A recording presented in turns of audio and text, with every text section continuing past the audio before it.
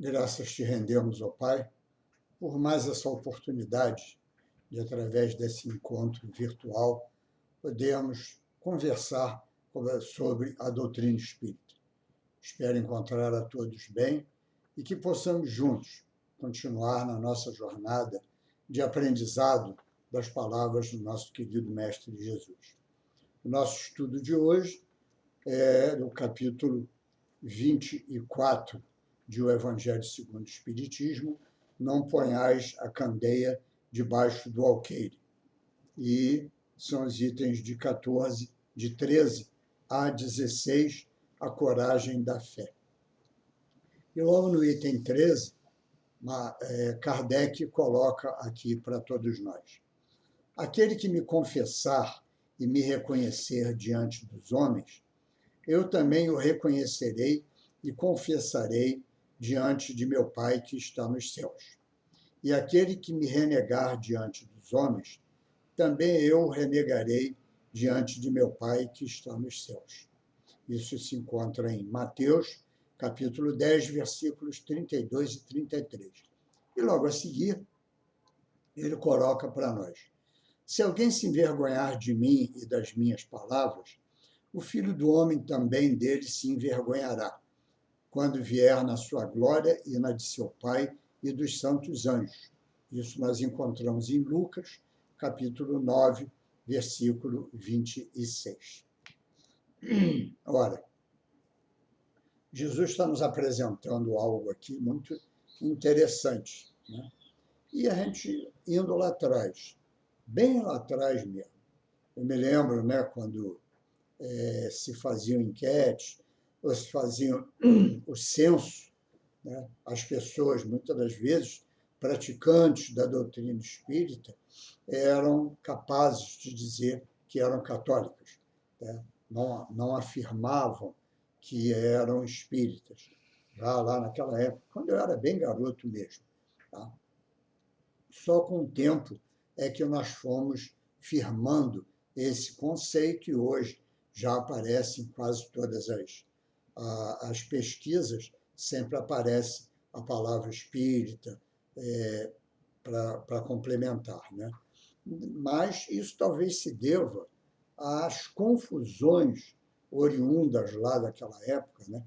Da década de 50, 60, mais ou menos, quando se confundiu todas as religiões, confundiram todas as religiões onde há o mediunismo, tá, com o espiritismo, esquecendo e talvez faltando estudo, né, de que logo na introdução de O Livro dos Espíritos, Kardec nos fala que a palavra espiritismo e a palavra espírita foram criados, neologias criados por ele, para diferenciar, né, de tudo aquilo que envolva a alma, ou seja, a espiritualidade, espiritualismo.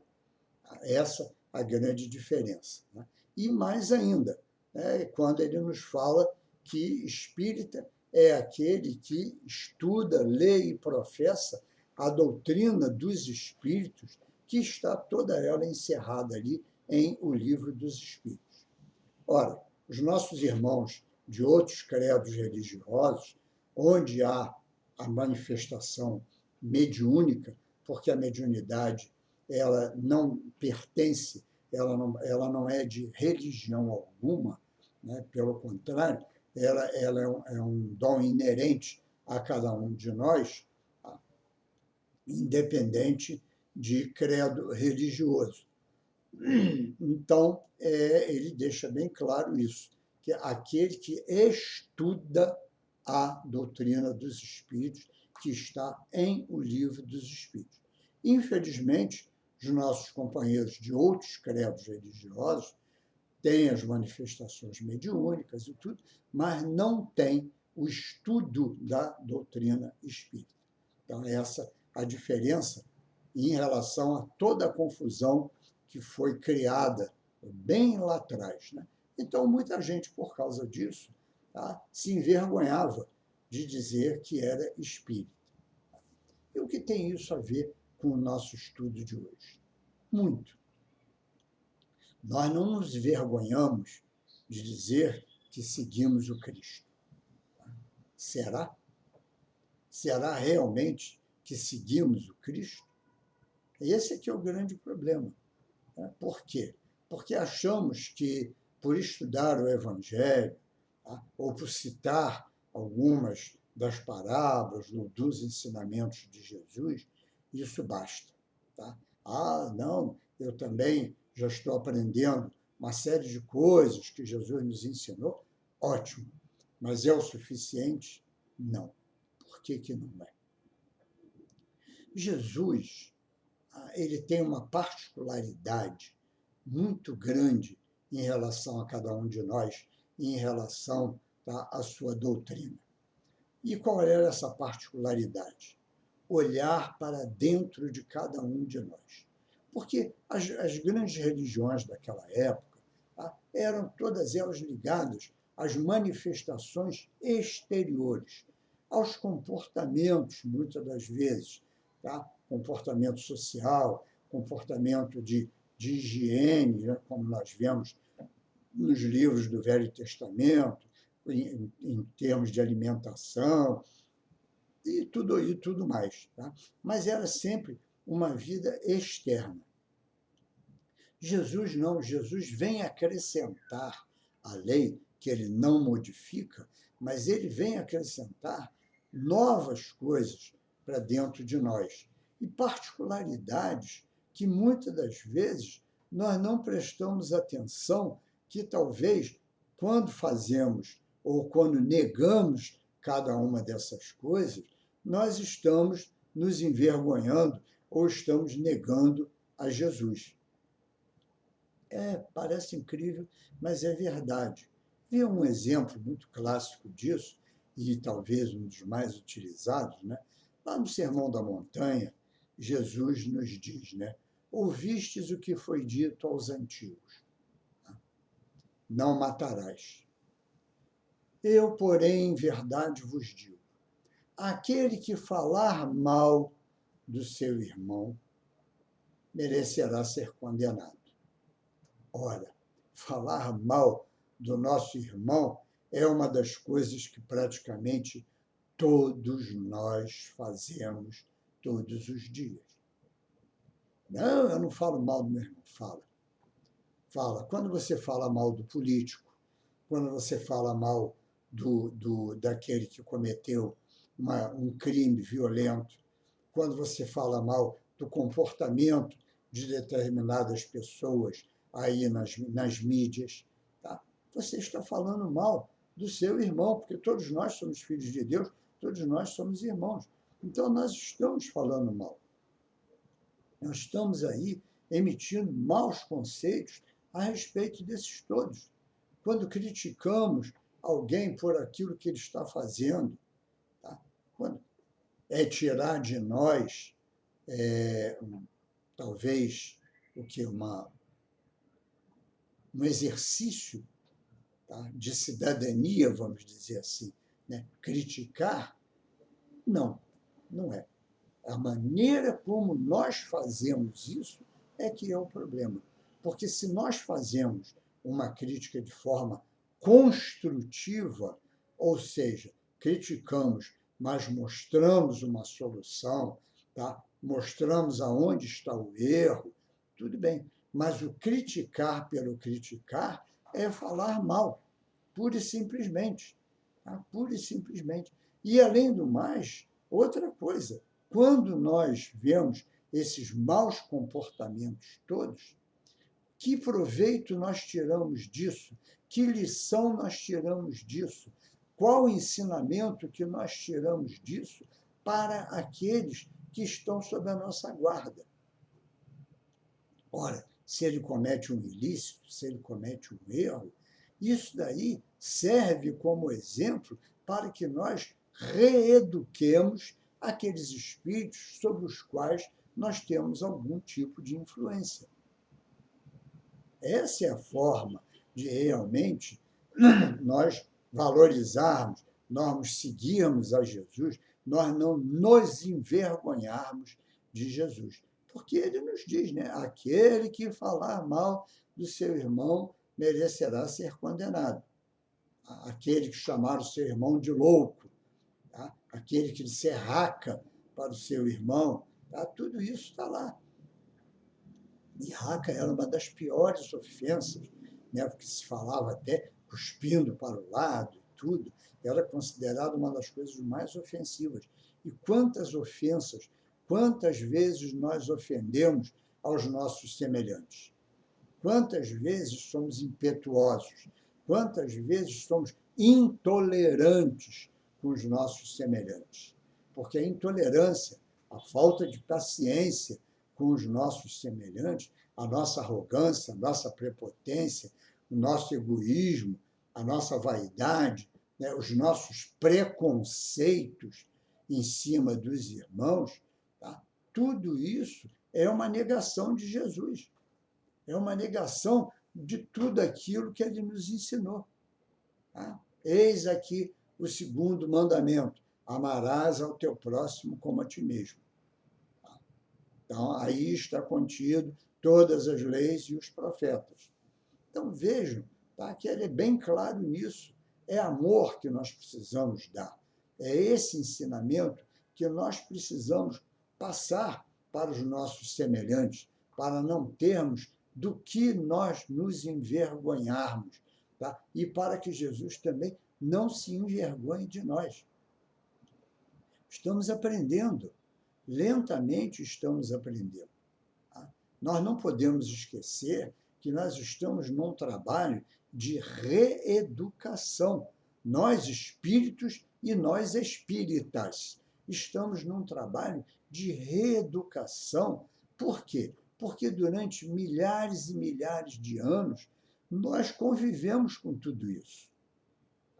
Convivemos com esse tipo de comportamento, achando que era caráter, que era personalidade, que era tudo isso. E não era. É um acúmulo de erros que nós trazemos do passado e que se refletem, tá, no nosso comportamento atual. Esse é o novo ensinamento que a doutrina veio trazer para nós. Então, é essa a modificação que nós temos que fazer dentro de nós. É difícil? Realmente é muito difícil, é muito complicado, porque educar os outros, tentar educar os outros, tentar modificar os outros é muito fácil, mas tentar educar a nós mesmos é muito difícil. Tá? E no dia a dia, nós vemos os pequeninos erros que nós vamos cometendo e que nós não podemos mais fazer isso.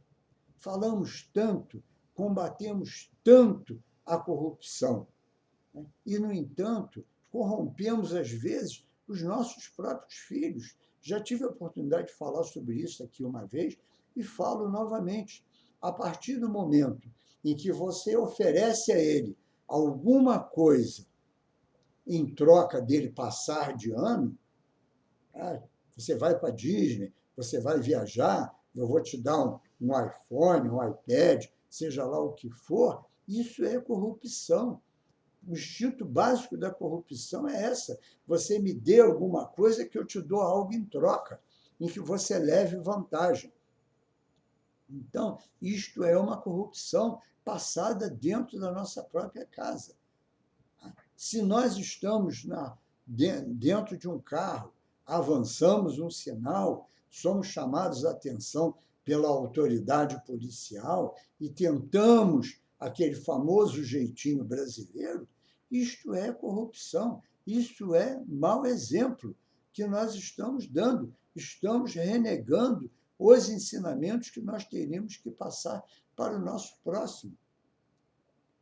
Se eu combato que o meu filho, se eu faço questão de ensinar a meu filho que não beba ou não fume, mas dia de sábado, domingo, ou seja lá que dia for, eu estou com um cigarro na mão ou um copo de bebida e digo para ele que eu já sou muito velho e não tenho mais jeito, tá? Isso é um absurdo. Olha a mentira que nós estamos passando. Estamos ensinando os nossos filhos a mentirem, também.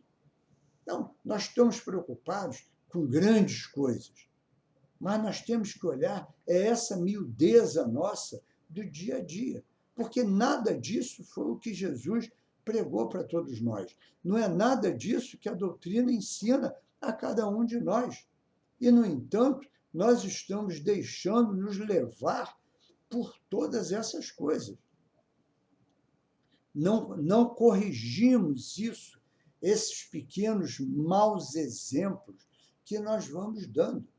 Tá? Também já citei há muito tempo atrás o caso das duas estudantes que iam na minha frente, aqui na Praça Sans Pena, na Tijuca, em que mostrava-se dois tipos de educação. Quando uma disse para a outra, você já está na idade de aprender a mentir para os seus pais.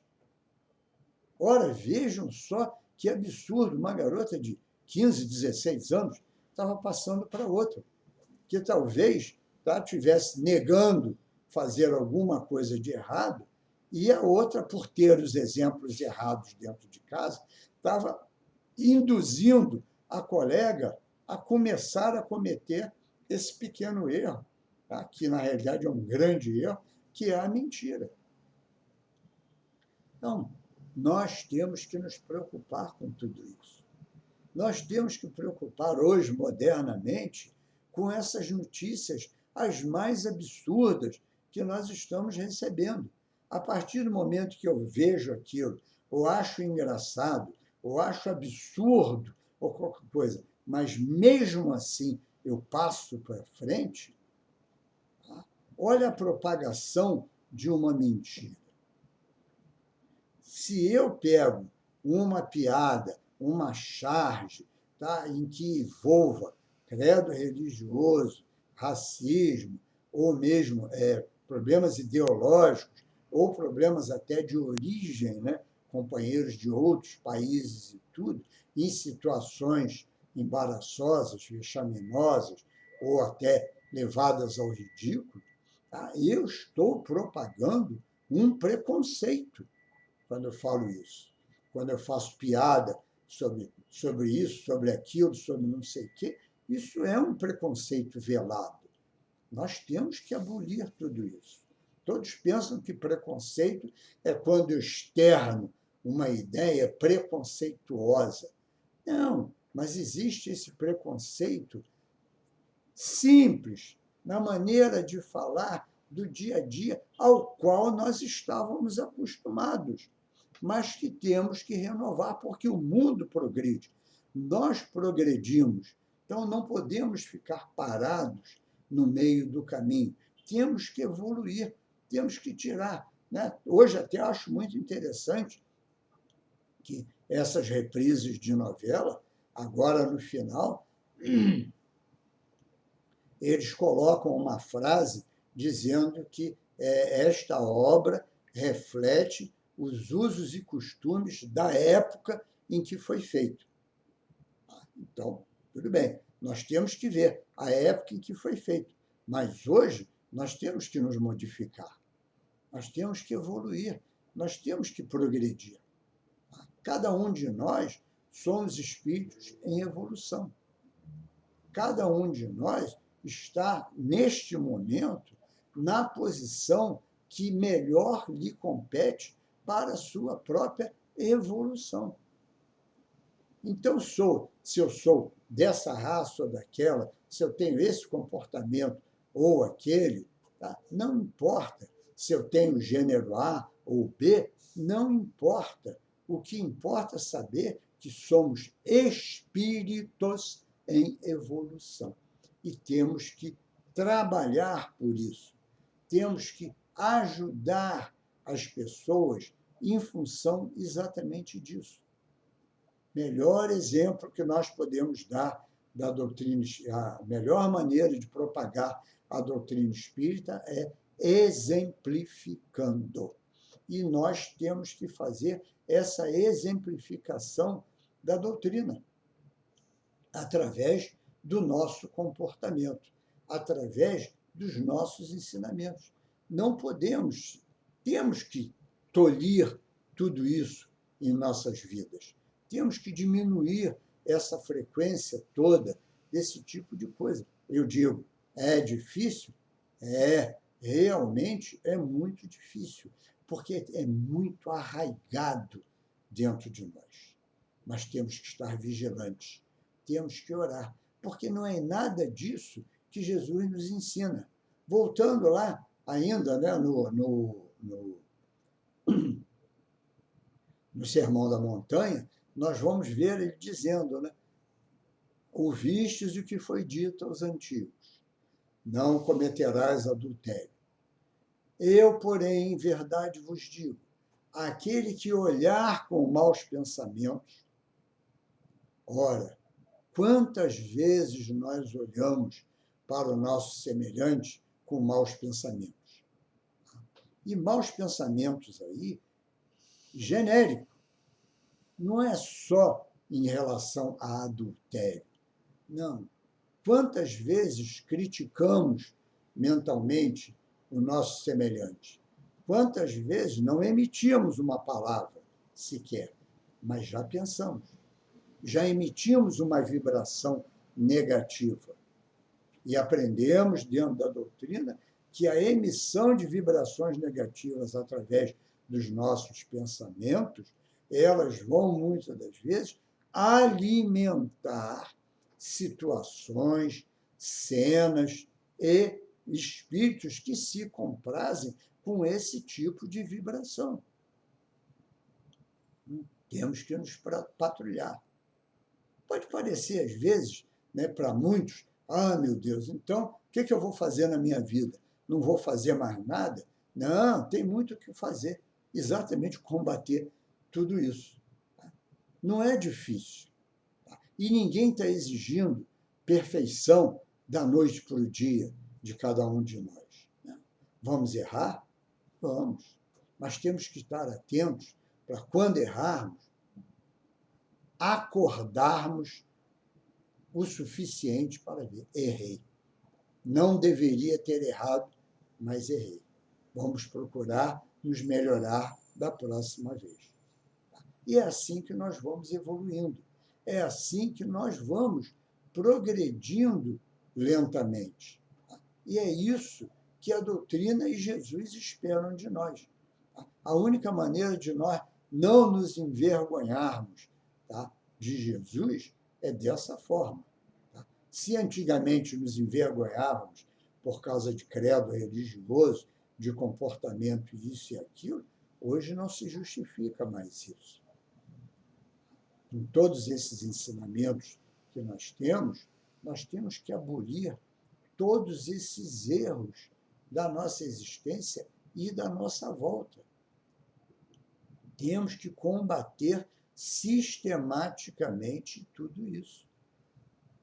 Não podemos mais aceitar que alguém chegue perto de nós com ideias preconceituosas. Não podemos deixar que as pessoas cheguem perto de nós com ideias absurdas, com coisas que vão contra as descobertas, contra os ensinamentos, contra a ciência. Não podemos mais permitir esse tipo de coisa. Gente, olha só, a ciência evolui por quê? Porque Deus manda, tá, aqueles espíritos mais evoluídos para que eles tragam para nós aqui essas evoluções científicas. Então, por isso, nós temos hoje tanta coisa à nossa volta, moderna, que facilita a nossa vida, que preserva a nossa vida. Então, por que negar tudo isso? Se isso são conquistas nossas com a permissão de Deus. Não cai um só fio de cabelo da nossa cabeça que Deus não tome conhecimento. Então, se a ciência trouxe, Deus tem pleno conhecimento disso e nós temos que utilizar. Foi colocado aí para o nosso bem, para o nosso progresso, para a nossa evolução. É bem claro isso. Tá? André Luiz nos coloca isso várias vezes em seus livros, mostrando o que existia lá, nos livros dele lá na década de 40, 50, e que hoje existe aqui, mas que para aquela época era um assombro para todos nós. Né? Quando nós íamos ouvir falar em holografia, transmissão via laser, né? DNA, a figura do DNA, André Luiz já descreve isso para nós lá na década de 40, 50, e o formato do DNA vem muito tempo depois para todos nós.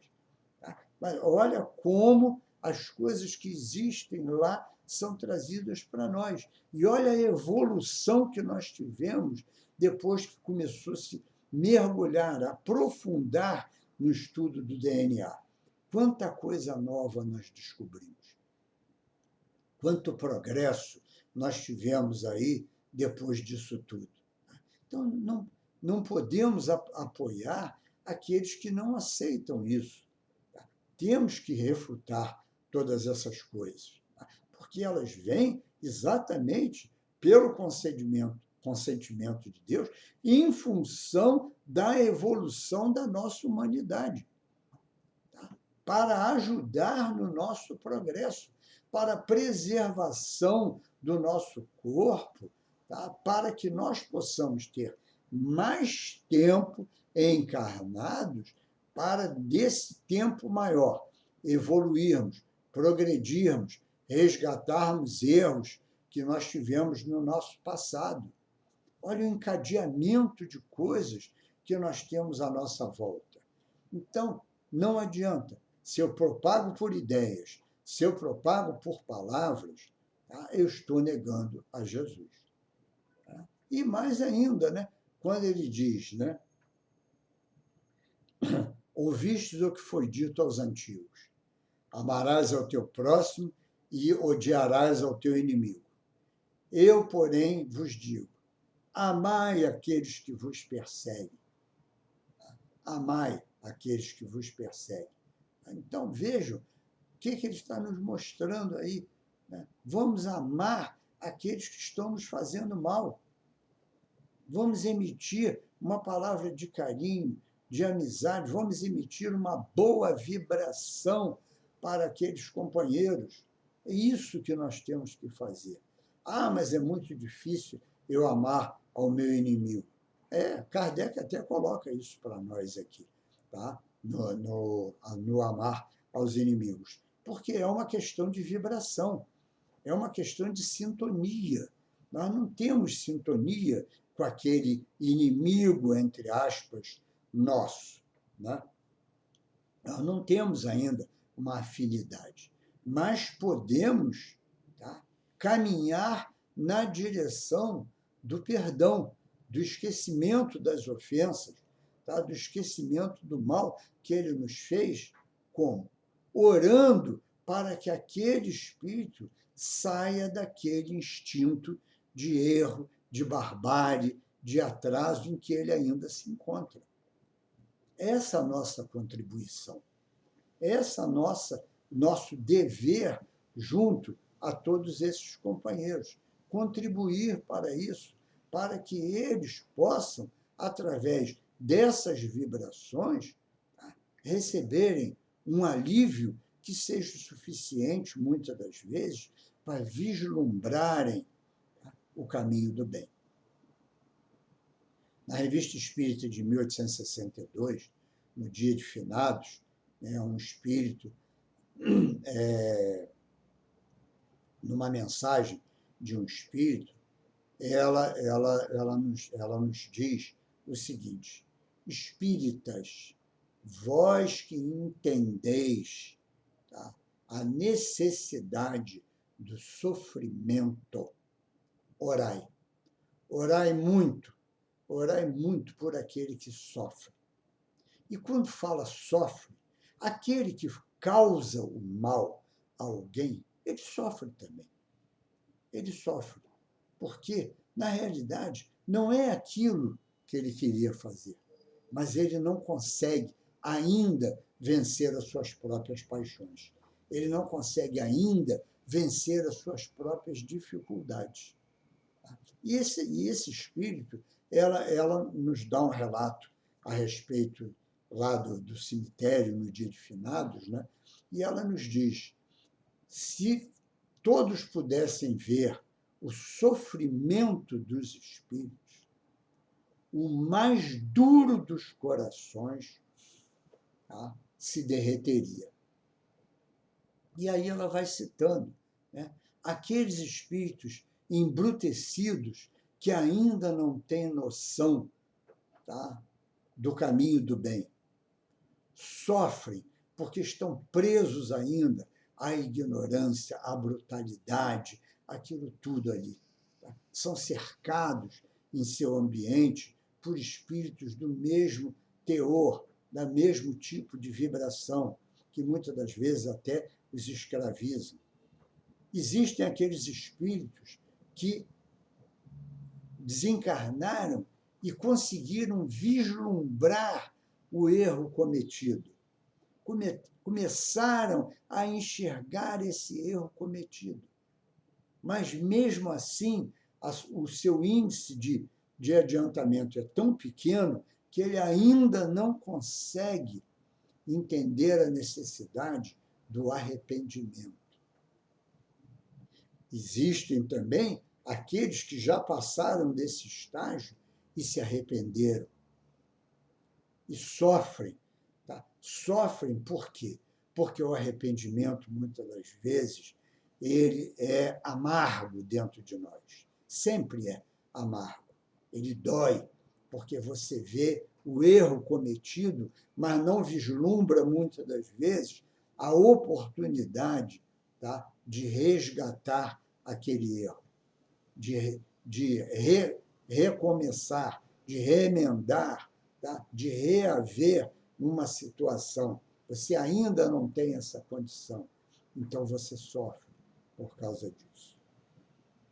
Existem aqueles que já no arrependimento vislumbram as oportunidades que terão lá na frente de resgatar os erros cometidos, mas sofrem.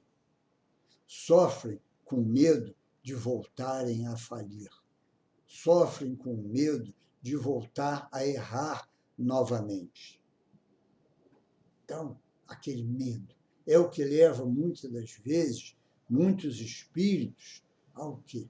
A recorrerem, quando estão encarnados, às drogas, aos vícios, de um modo geral, como uma fuga, porque sentem dentro de si uma aproximação dos momentos de dificuldade pelos quais vão passar, ou pelas provas pelas quais terão que passar, mas não sabem o que é, tem aquela intuição, então fogem com medo da prova e com medo do erro. Então, esses sofrem também. E mais ainda, e mesmo aqueles, tá, que já passaram por tudo isso, já conseguiram vencer tudo isso, sabem que ainda no final existe também uma nova prova, tá, para realmente provar o seu arrependimento, provar a sua regeneração. Então, por que eu estou falando? Parece um desfilar de coisas horrendas na frente de todo mundo. Não, não é não. É para mostrar como nós podemos contribuir, tá, com esses espíritos. Porque se tem aquele ali que estava nos causando algum erro, algum mal, seja através da influência pública que ele tem, seja dentro da família, seja dentro do nosso ambiente de trabalho, ele está nos causando mal e tudo mais, vamos orar para que ele acorde, para que ele possa, tá, vamos dizer assim, vislumbrar as coisas, tá, antes que o pior lhe aconteça. É isso que nós temos que fazer. Tá? É essa a nossa necessidade, é fazer exatamente isso. Tá? Ver quais esses erros que eles estão cometendo e vamos orar por eles todos. Vamos orar por cada um deles para que eles possam acordar a tempo. Isso é que é nós fazermos pelo nosso semelhante. Então, quando Jesus diz: amai aos vossos inimigos, orai por aqueles que vos perseguem, é exatamente isso que ele está colocando para nós. Tá? Esse trabalho no bem que nós temos que fazer. Essa é a maneira de, vamos dizer assim, de nós não envergonharmos a Jesus. Essa é uma das formas de nós podermos realmente nos colocarmos à disposição de Jesus para o trabalho do bem. Olha quanto trabalho nós podemos fazer, quanta coisa nós podemos fazer pelos nossos semelhantes. Isso é importante para todos nós. Tá? Faz parte da nossa evolução, faz parte do nosso progresso. E é difícil? É. Mas só existe uma maneira: trabalhar no bem, perseverar no bem, estar atentos, orar e vigiar. Tá? Essa é a nossa função sempre, tá? Vigiar para que nós não caiamos na tentação do erro. É importante para nós tudo isso, é o nosso aprendizado. E o trabalho no bem é o melhor caminho para isso. Porque quanto mais trabalhamos no bem, quanto mais nos dedicamos nos nossos momentos aí em que estamos livres, vamos fazer isso.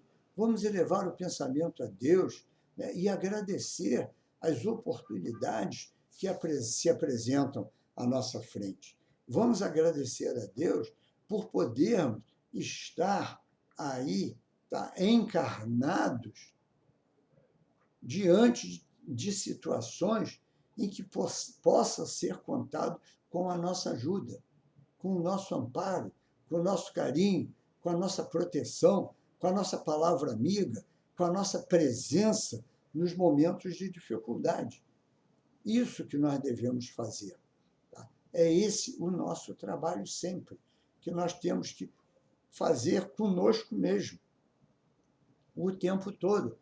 Orar e vigiar o tempo inteiro, ajudando sempre. Então, comecemos o dia agradecendo. Vamos agradecer a oportunidade de acordar mais uma vez reencarnado. Porque acordando reencarnado, eu sei que eu tenho um longo dia pela minha frente, onde eu terei diversas oportunidades de trabalho. Porque os Espíritos nos dizem, tá? Não há quem não possa fazer o bem. Somente aquele que se encontra cego pelo egoísmo não encontra oportunidade de fazê-lo. E não há um só dia da nossa existência. Vejam, não há um só dia da nossa existência em que não tenhamos a oportunidade de praticar o bem. Então, podemos praticar o bem por atos, né? Por pensamentos, por palavras. Né? Quantas formas nós podemos, né, e temos de poder praticar o bem? Façamos isso sempre. Essa é a maneira de nós de Jesus não se envergonhar de cada um de nós. Porque ao entrarmos para uma casa espírita, tá, nós assumimos um compromisso, tá, com Jesus. Nós assumimos um compromisso com ele. Lins de Vasconcelos, lá numa de suas páginas, ele fala isso através do Divaldo, né, que todos nós, né, que hoje estamos aí no caminho, né, do estudo, da propagação dos ensinamentos da doutrina espírita, nós temos um compromisso assinado com Jesus, que é o trabalho no bem, que é a perseverança nesse caminho do bem. Para o quê? Para ajudarmos no progresso da humanidade. Não podemos esperar que o movimento dos bons espíritos, que a chegada de espíritos mais evoluídos vai fazer todo esse trabalho. Não. Nós estamos aqui para quê? Para começarmos a preparar o ambiente para o quê? Para a chegada desses espíritos. Os nossos precursores, aqueles que fundaram as nossas casas espíritas, aqueles que foram os primeiros espíritas que desbravaram todas as dificuldades lá no século passado, eles prepararam as nossas casas para que nós viéssemos numa espécie de segunda onda de trabalho. Estamos aí e temos que produzir. Temos que produzir o quê? A terra preparada para a chegada desses espíritos superiores, para que eles encontrem mais facilidade, para que eles encontrem um terreno melhor preparado para que eles possam trabalhar muito mais, acelerando o nosso progresso. Então, vamos honrar esse compromisso que nós temos com Jesus. Vamos honrar tudo isso, tá, que nós temos com a nossa casa espírita, com a causa espírita. Vamos colocar em prática tudo isso nas pequeninas coisas. Não vamos pensar em coisas grandes. Vamos pensar no nosso dia a dia, no nosso comportamento. Sejamos alegres, cordatos, né? Vamos tirar de novo do lado dicionário aquelas velhas palavras esquecidas lá, né? Bom dia, boa tarde, boa noite. Por favor, me desculpe, obrigado, com licença, vá com Deus, que Jesus te ampare e tantas outras coisas mais. Olha, vamos botar carinho, mesmo que estejamos sendo ofendidos, vamos retribuir o mal com o bem. Essa maneira de nós não termos Jesus nos envergonhando de cada um de nós. Vamos realmente mostrar que, ao assumirmos um compromisso nessa existência, nós estamos dando prosseguimento a esse compromisso. Nós estamos realmente colocando em prática tudo aquilo que recebemos. Então, vamos trabalhar o tempo todo, né? Então, para exatamente contribuirmos para um mundo melhor, para contribuirmos para esse progresso. Porque, com a nova chegada de espíritos mais evoluídos, o mundo vai melhorar. Então, quando lá no futuro, quando retornarmos mais uma vez, já encontraremos um mundo, em que poderemos até ficarmos felizes de termos dado uma pequenina contribuição, para que ele tivesse chegado a esse progresso todo. Esse é o nosso trabalho. Essa a coragem da fé. A coragem da fé, que é o título do nosso exercício de hoje, é exatamente isso. Ter coragem de afrontar a você mesmo. Ter a coragem de, em função da sua fé, você combater todos os erros que ainda existem dentro de você mesmo. Que Jesus nos ilumine, ampare e abençoe, e que nós possamos, muito breve, nos reencontrarmos. Fiquemos em paz.